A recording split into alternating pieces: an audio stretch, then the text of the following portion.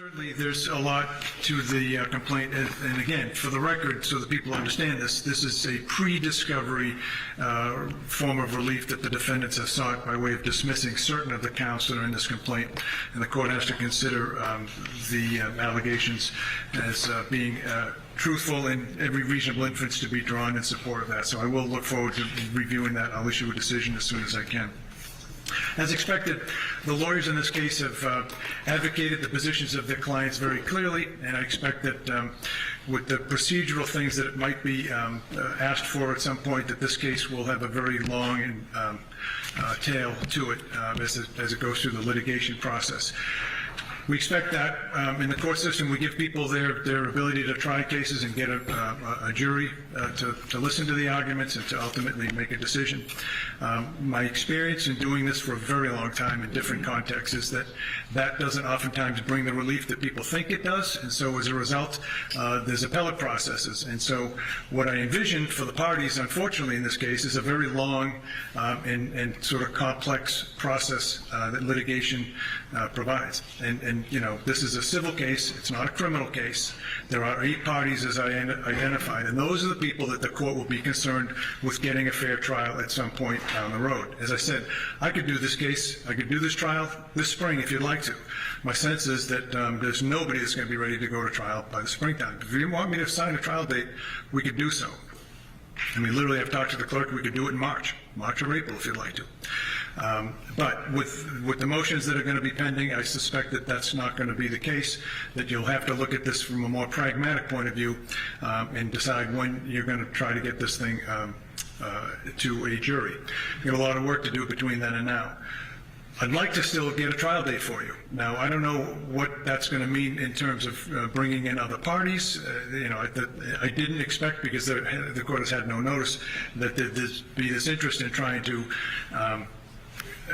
move this complaint in the direction of other parties who aren't even named in this lawsuit, 10 additional parties, and there's relatively novel theories as I'm hearing it. But nonetheless, we'll let the parties file the motions that they need to, and we'll address them as each comes. But my point in raising this all is that the parties also have another way to do this case. They can do it by way of potential resolution. And I mean this sincerely when I say that being a judge for many years, you learn things. What you learn is that oftentimes litigation is an inartful way to try to resolve parties' disputes. There's alternative dispute resolution, there's mediation, there's all kinds of other avenues that we advance to try to get people what they want, which is resolution of a case. The most important thing, it would seem to me, to any party to this case, is to resolve the uncertainty, right?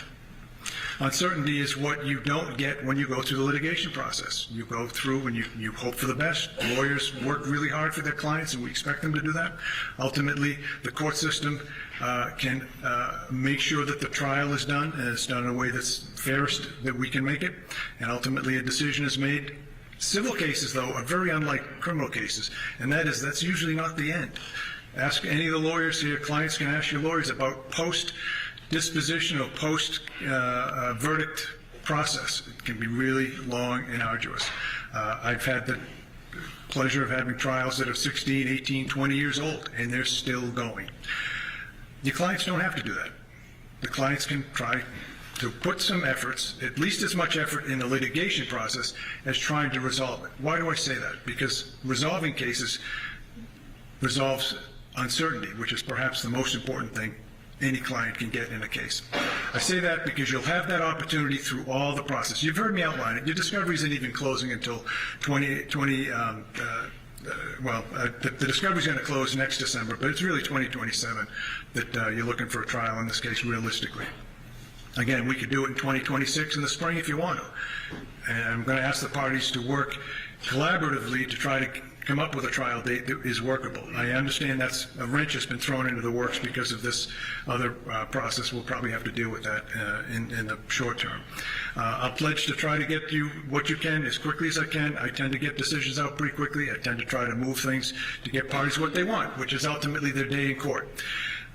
I'm just telling you at the outset that I think that it's worthy of exploring possible resolutions on your own. You can do it through this court. We have a mediation process that you can avail yourselves of, judicial settlement conferences. You can go through private neutrals, because there are now 8 parties involved in this case, 2 of which are corporate defendants, 1 of which is Ms. Reed. And so that's going to give you a lot of opportunity for dialogue. My sense is I'm probably wasting my time by doing it at this stage of the process, but I think it's important that your clients know that there is an alternative way out of this. Money damages are all the plaintiff can ask for.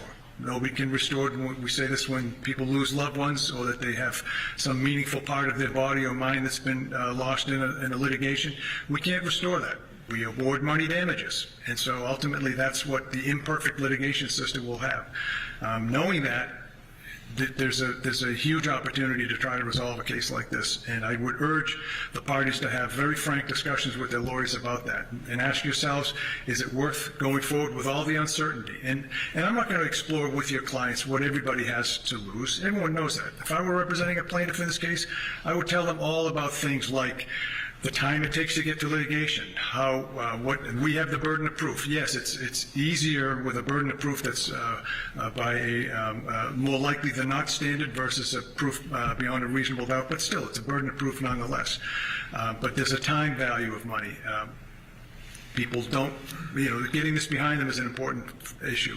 From the defendant's point of view, again, time is money. There's a lot of time, effort, and anxiety that is put together with a litigation like this. We have 2 ongoing, as far as I understand, the 2 businesses in Canton are ongoing, and they have their business decisions they have to make ultimately. They're defendants in this case. They have to understand the risk of going forward in a trial versus resolution. Of course, Ms. Reed herself, a lifetime of potentially facing the uncertainty of a judgment and what that will mean in terms of ability to put this matter behind and going forward. It's going to be very complex. So you can resolve that by looking at putting some effort into this case to resolve it. If you can, great. If not, we stand here committed to giving you the next opportunity to get it before a jury, which I'm suggesting to you could do as soon as this spring, if you want to. Okay? Anything else we need to address this afternoon? Not from the defendant, Your Honor. Okay, great. I'll issue a decision on the motion to dismiss. Tracking order stays in place as it is now, but here's my concern, folks. With this motion that the defense team is talking about putting together, I think that needs to be looked at sooner rather than later. It's a big deal, right? Yes, Your Honor. Okay. Why don't we get a status date? When do you want to, and we can do by Zoom, folks, if it's just as easy. My order was to have everybody here so that you all get a chance to meet. I want people to be understanding that this is a civil matter, and I want you to be, at least to some extent, trying to be civil about how to resolve your issues. I would have liked to have seen, for instance, this motion that was brought about in open court should have really been discussed ahead of time so you have a better position on it, but I don't want to waste your time. You want to do the next hearing by Zoom? You want to do it in person? You tell me. Plaintiff? We're agnostic, Your Honor. I'll do... We're agnostic? Is that what you said? Yeah, as it relates to that. We'll come in person or we'll do it via Zoom. Defense? Your Honor, we prefer to be in person. Okay. Either way, Your Honor. Okay. All right, we'll do it in person. Fine, we'll do it down here in Plymouth. I will be moving into the Brockton court next month, but this is especially assigned, at least for now, so I'll come back down here. That's not a problem. Mr. Clerk, do you want to suggest a date for us? Sure. How many days out you want to go? 60 days? 90 days? Yeah, probably 60 days. 60 days? November 21st, Friday in the end of November. Yeah, that November 21st. Okay, I'll have a decision out before then, certainly, as quickly as I can. 11/21, and that would be for a status regarding tracking order and discovery, and any motions, Rule 15 motions to amend, or bring in third parties. Okay, all right, thank you, folks. We'll see you then. Thank you, Your Honor. All right. Nothing with the jury? I don't think so. Nothing with the jury?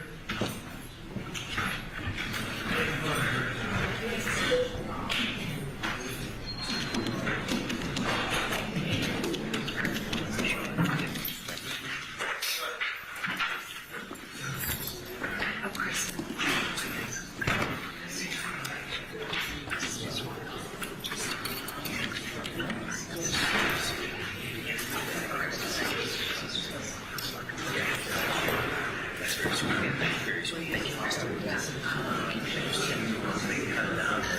Yeah.